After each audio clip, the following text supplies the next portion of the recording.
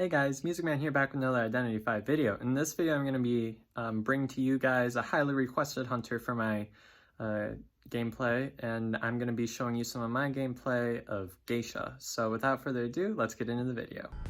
Alright, so the first game I'm going to be showing you guys is on Leo's Memory. Now the persona that I'm using here, I just kind of use the one that I use for most of my characters, although being that I use teleport with Geisha, it's not really necessary to go right. So what I would recommend with the Geisha would be, generally speaking, up down. But anyways, here's the first game. So I'm going up against a forward, a mechanic, a perfumer, and a priestess, which is kind of a bit of an annoying team comp. However, I'm able to get a quick down on the forward. His reaction time wasn't fast enough for that pallet stun. But one thing you'll notice with playing Geisha is that you tend to get pallet stun quite often because your attack range, your hitbox is actually really small. So, but I do end up getting lucky and getting a nice first hit on the forward. I end up going around there, but I see through the window that someone ended up getting through right there, and throughout this match I was kind of lagging quite a bit. For some reason Geisha's teleport ability makes me lag quite a bit, but I'm going to continue chasing over here, and you can see kind of some of that lag that I was talking to you about. The priestess kind of wasted a portal there, but I'll just break it anyways. So I end up getting a Terror Shock on the priestess there by using my dash ability. So while the attack range is pretty low on Geisha, so it's really short, you're able to, if you time it correctly, get some pretty sweet stuns if you're able to dash right in front of a window or right in front of a pallet. Again, I'm targeting the forward here. The forward's not a terrible first person to go after if you're able to catch him, because a forward, if not chaired, is a lot and can be able to prevent a lot of do a lot of balloon saves and deal a lot of damage that way. So right there with the portal, I was trying to see if I could get another hit on the priestess there and down her, but I wasn't able to do that. So now there's 3 survivors not decoding here, because I think the perfumer was thinking about doing a save there, but then I think that was the mechanic that ended up getting the save there. So now I'm taking the forward to the chair for the last time, and that's 1 survivor eliminated. So I'm kind of surprised that there was only 4 ciphers remaining here, because there is a mechanic in the game, but being that there is a mechanic in the game, I am going to chase her and end up getting, you can see it a lot, I waited till right before they were going to vault and was able to get a Terror Shock there.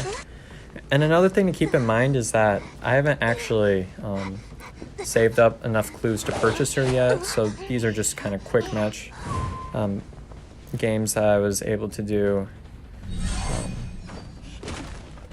These are just some quick match games I was able to do because all characters are free, but I am saving up the clues right now to purchase her. So keep in mind, yes, this is a quick match right now, but it's some gameplay where it's like tier 5 quick matches. So right here I'm just trying to stall the perfumer from saving until after half, and now it doesn't really matter whether they get a successful save or not. But you can see I'm kind of messing with my camera angle to see if there's a way that I'm able to sort of get through that there. And I'm trying to play around with that, try to find a teleport there, but I actually find that the priestess is also coming for the rescue. So now I'm just like, okay, nobody's decoding, I'm all good to just start dishing out some damage. Baited the pallet there, and I'm actually able to go after the perfumer there. So now I can take the perfumer, put her on the chair, and it doesn't matter that I don't chase the mech even though she's dead on chair, because there's only 4 ciphers remaining. It's not too critical. There's not a lot of way that they could come back after all the damage that was dealt there. with a really short first kite from the forward.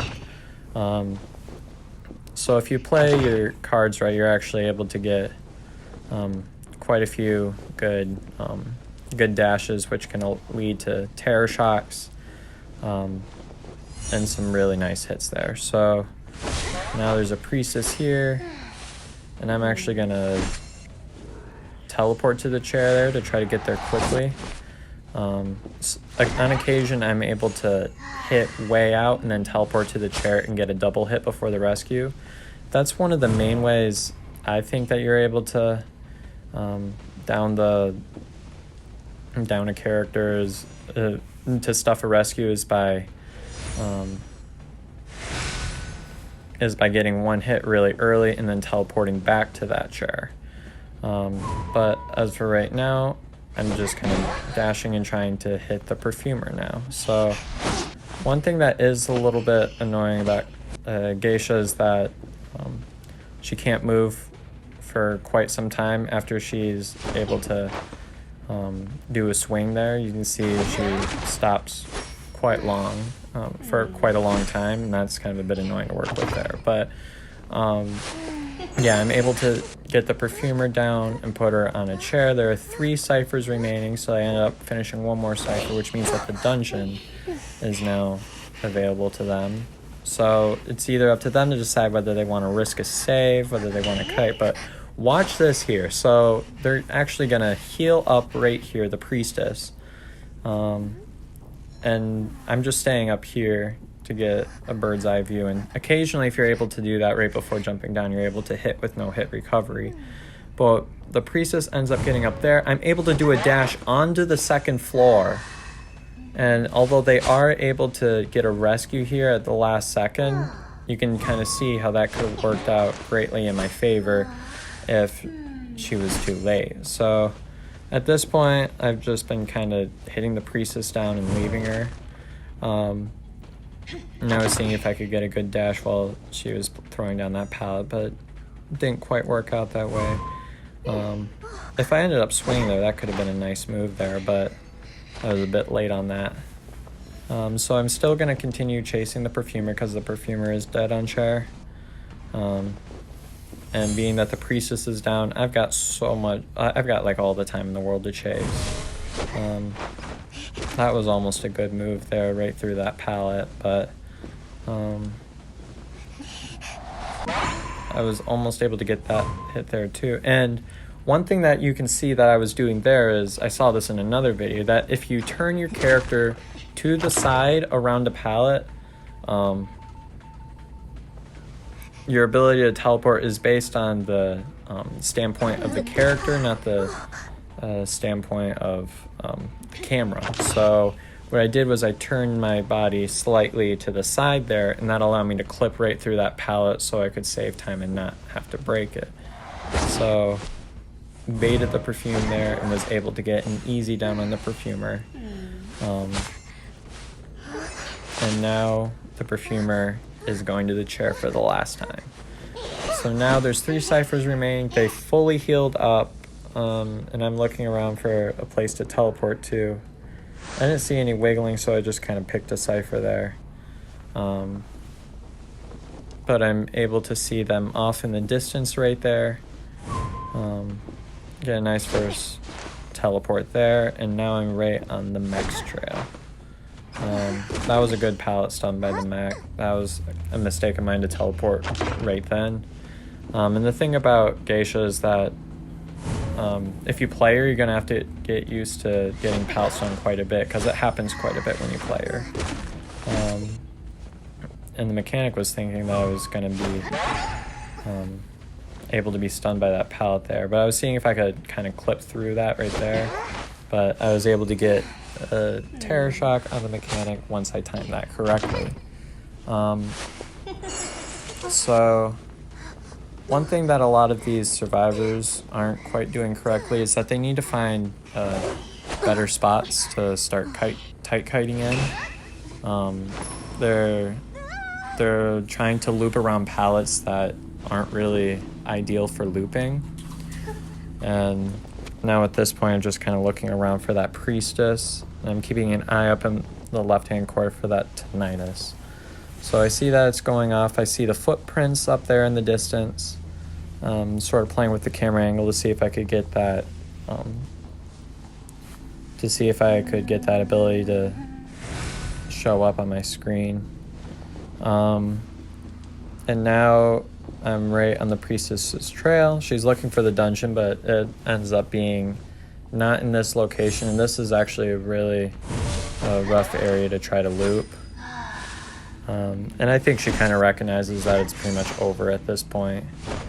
And I was able to get another hit through that pallet. So at this point, I'm just gonna, you know what I like to do, I'll take the last survivor to the dungeon. So this ends up taking a little while, so I'll just kind of explain some overall game sense things when you're playing Geisha. So some things to keep in mind is that her mobility is not her greatest strength. So that's why I carry teleport there. And because you start with teleport with Geisha usually, you don't need to worry about bringing that right side of the persona, because what you do with that is you usually use that to switch to teleport. So because that's especially more needed late game when you're needing to disrupt. But with Geisha, the first kite is very important, so that if you're not able to get your first hit and your first down really quickly on a survivor, you really should just move on to another survivor, especially if there are one or two decoders on the team. So I hope some of these tips help you. And now we're about to move on. As soon as the priestess goes through the dungeon, we're going to move on to match number 2, which is actually going to be on Lakeside. So let's see how we do that. I ended up playing Geisha on a lot of larger maps this round, but that's just kind of how that happened to work out in quick match. So that is kind of more of a persona that I would recommend using Geisha. You can see I used up, down, and then a couple of places on the sides to help out with my chase. And you don't really generally want to use Berserker with Geisha because you really just use that with characters that have the double hit potential on the chair, or if you just dislike kiting, or not kiting, you dislike camping. So now this is a match with the Mind's Eye, and I was really lucky to find the Mind's Eye first right here. And the Entomologist is right over here. So what I'm trying to do is I'm trying to get some hits on her. But now the Wildling is here trying to bully some, do some harassing. When I go to balloon the survivor, and I'm able to get a hit on the Entomologist, even if it does take a while. So now you can see the Wildling and the forward are here. So this works out really well in my favor because the Entomologist is downed, the Mind's Eye is injured, and both the rescuers are here to harass. So this is kind of some of the things that would be different in ranked, is that there'd be a little bit better communication there. You can see the ability kind of makes me lag out a bit, but I'm able to dish out a lot of damage really quickly here. You can see with Geisha. So I thought the Wildling was only 1 year, and I was trying to spam the drop button, but it didn't work out in time. So now I should have seen that coming there, but the Wildling ends up getting a stun there. And the Wildling should have just transitioned right to those back pallets instead of trying to taunt me there, because I was able to down him. Now what I do is I leave the Wildling here because the Wildling has really low decoding ability, and I know if I let this Mind's Eye go, she's going to deal with a lot of damage. So look at that. What was that? I guess I teleported into the stun there?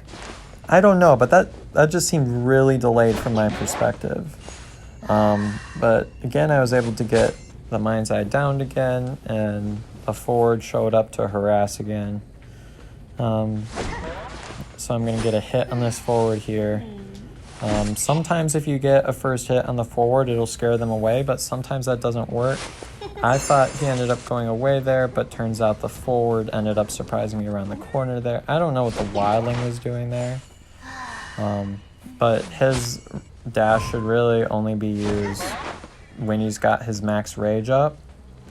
And the entomologist is also trying to harass. So like all of the characters are trying to slow me down so much, but at the same time, I mean, look at how many ciphers are remaining. There's only 4 ciphers remaining.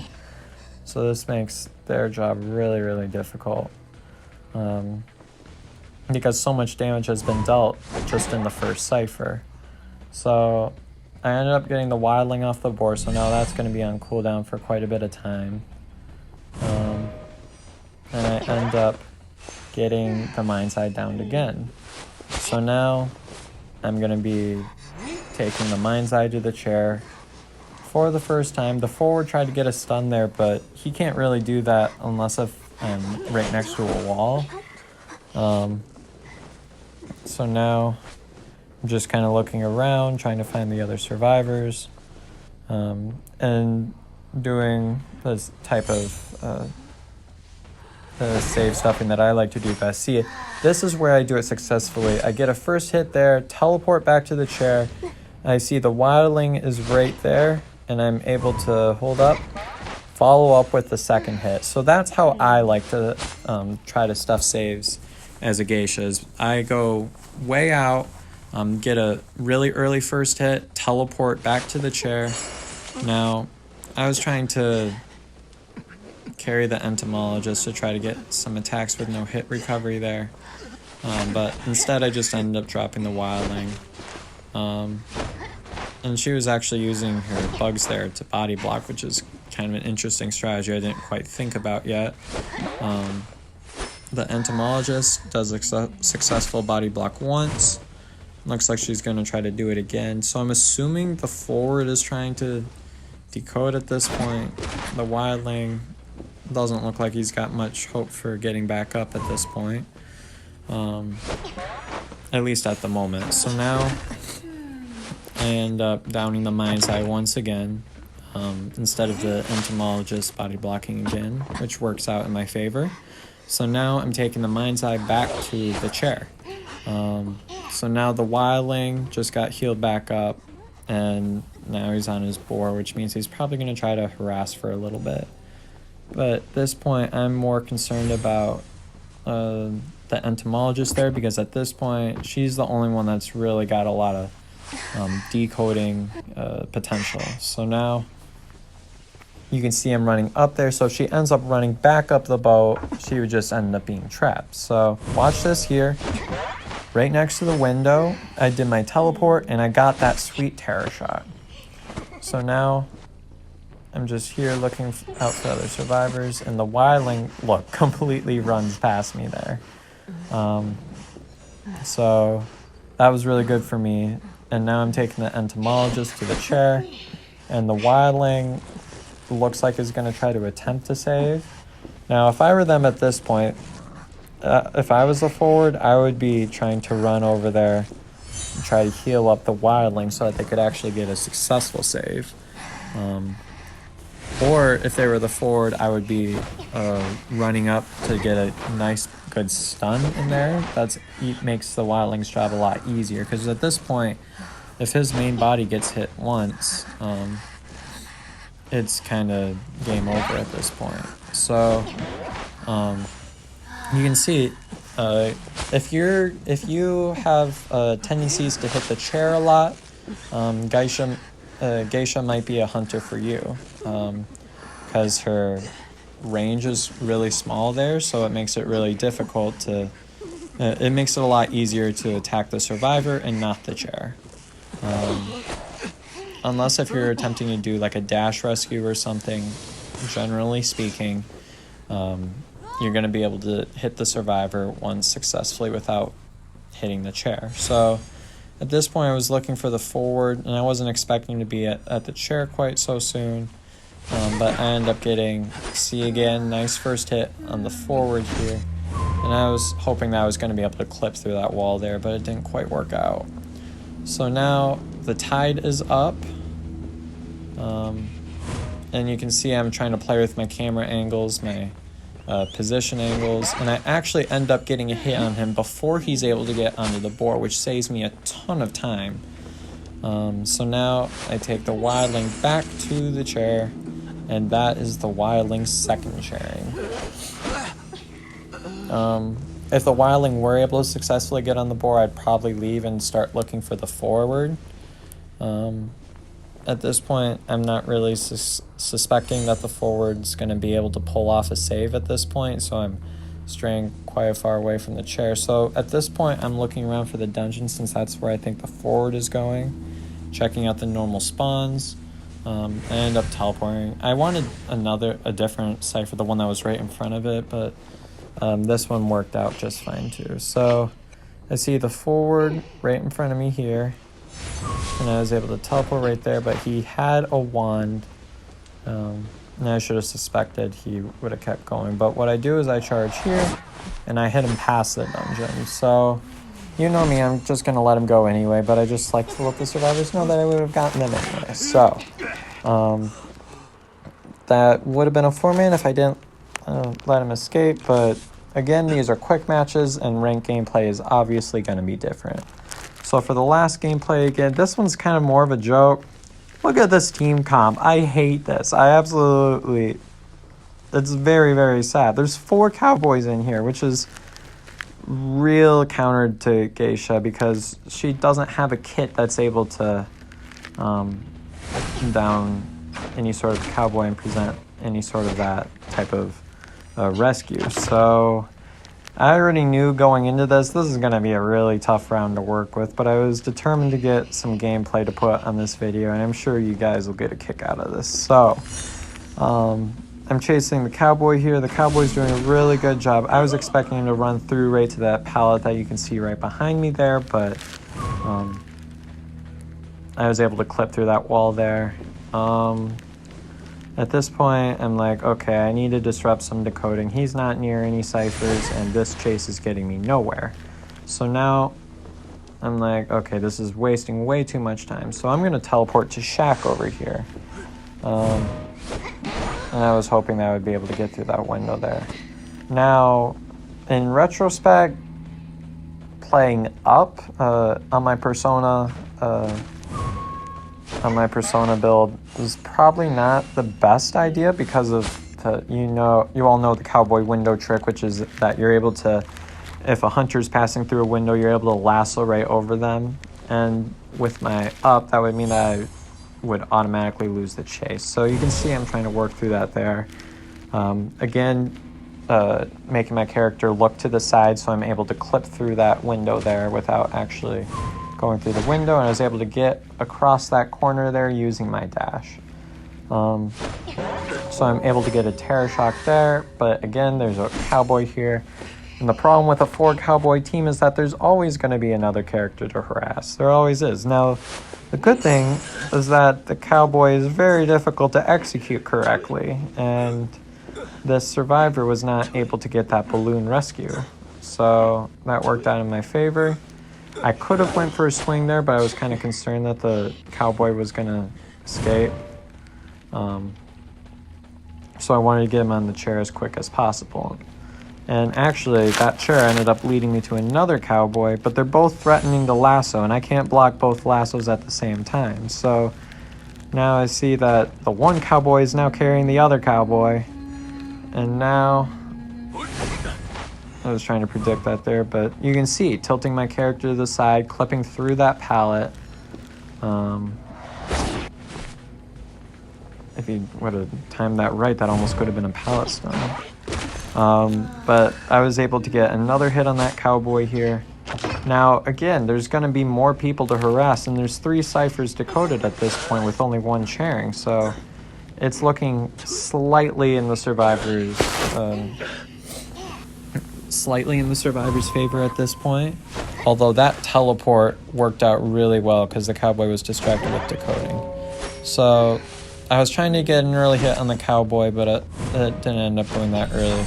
Now, the thing about a 4-cowboy build is that chances are not a lot of them are going to be carrying Tide because most of them rely on their lasso to get rescues anyways. So, and especially because they were all 3 of 4 were playing the same skin, I had to kind of use what they were doing to try to predict who was who. but that's really difficult to work with. At least I was able to down the cowboy here. The cowboy that I was actually wanting to target. Now, at this point, I'm like, there's nothing I can do. I have to try to bait the lassos, or try to deal some damage early to try to scare them away, or force them to heal.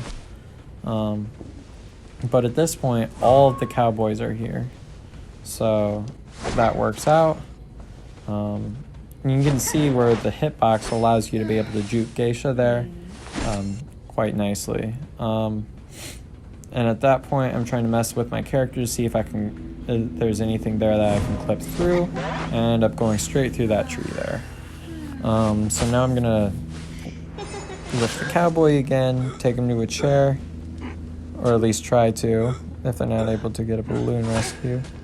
I was hoping that he would try to lasso there, but now I'm gonna take him back up, go for the chair over here, and he ends up missing that lasso. Now the thing with the 4 cowboy team is the odds that you're going to get 4 highly skilled cowboys is not going to be super likely. So now I'm able to sort of bank on some of these lassos sort of missing now that I play with them quite a bit. Although that was a good lasso there. That was from quite a distance, so you can see where cowboy is really annoying. A good cowboy is really annoying for a Geisha. So you can see I'm messing with my perspective there, and I actually was able to successfully clip through that there. I'm gonna break this pallet, break down some of the environment. Now I'm trying to find a way that I can get another hit on this Geisha, or not Geisha, cowboy here. And I'm able to get a hit on one of the cowboys, although again there's another one that's able to harass, and that was a good one tap there. But lucky for me, I was able to quickly get that down again there. I was seeing if I could clip through that wall and get a hit there, but now I'm seeing if I can get the cowboy to go back, and it looks like the other cowboy is out of lasso. So now that cowboy's ability is completely used up, and that gives me a lot of wiggle room to put more survivors on the chair. So at this point, I'm just trying to get one hit on the cowboy, since that's all I can really bank on. He was probably trying to get a rescue there, but the other cowboy ended up lassoing there. So this cowboy ends up getting down here, and I'm just going to leave him down because I know that the other 2 survivors are back there. So now, looking around, I see the cowboy that I was going after, and I actually know that's who I was going after because I was able to, the one cowboy that lassoed was carrying a different skin, so it was a little bit annoying having 3 of them have the same skin because that makes it really difficult to keep track of who's who. So now I'm trying to take the cowboy to the chair over here. He is going to be able to struggle free, but I get another down relatively quickly here. And the drop, the drop animation for Geisha, I kind of I like that. Just the flying around type of thing. And see, I'm able to get another hit right through that pallet there without risking a pallet stun. And that's really tough to pull off with the Geisha, especially because of her hitbox not being that great. So this cowboy is going to end up getting a hit here. Now what I should have done was I should have teleported to the chair, but I was expecting, I thought I'd be able to go quickly right up to the chair using my dash ability, but you can see I was trying to clip through that wall there, but the survivor was looking at me. So now those 2 cowboys are in a tough position. I end up downing one of them, and I'm just gonna kind of leave him down, but at this point 2 ciphers remaining. You know I like to disrupt here. And one thing that happens when survivors end up strictly running backwards is they end up running into a lot of stuff usually. So now you can see right before a pallet dashed, and I was able to get that terror shock there. So I could see if I play Geisha more often, I'll be able to get that timing down better, and that's something that I recommend those of you Geisha mains to sort of figure out is like right before they end up vaulting either a window or a pallet, they usually will look straight there to make sure they're actually able to go right up there, and if you're able to time that correctly, that a lot of times leads to a sweet terror shock. So now I'm just going to take down some of this environment here. And I know that they're sort of healing up somewhere in this area. So I get a first hit on that cowboy here. And I see the other cowboy is going in for a rescue attempt. So now I'm just going to start going up to him. He ends up looking right at me, and I'm able to get a first hit really quickly there. And it was already past half, so I didn't have to worry too much about that. So now I'm able to get a quick down on the cowboy. And like I said before, cowboys don't usually end up running tide. And you can see I've clipped through this wall here and get a quick down on the cowboy, even though I was trying to be cheeky there and try to get a lasso there. But now I'm able to get that cowboy in the chair, and I end up seeing the other ones coming for the rescue. And with one cipher remaining, this can put a lot of pressure on me because all they need to do is pop that cipher, and all three of them would be back up. So, and this cipher is at about like 85%. So I need to make sure to down it first. So at this point, I know that cowboys use exit pass, so I'm just going to chair the other two, and it doesn't really matter what happens to the third. So now I'm able to chair one of the cowboys and chair the other, and you can kind of see how I ended up sometimes switching, sometimes focusing on dishing out as much damage as I can. But overall, there's not a ton of counterplay you can do against good cowboys, but that's the game. Well, I hope you guys enjoyed watching my gameplay and hearing my commentary over my Geisha gameplay. And if you would like more gameplay and commentary like this, please let me know in the comment section below. And don't forget to like and subscribe if you enjoyed this video. Thanks for watching.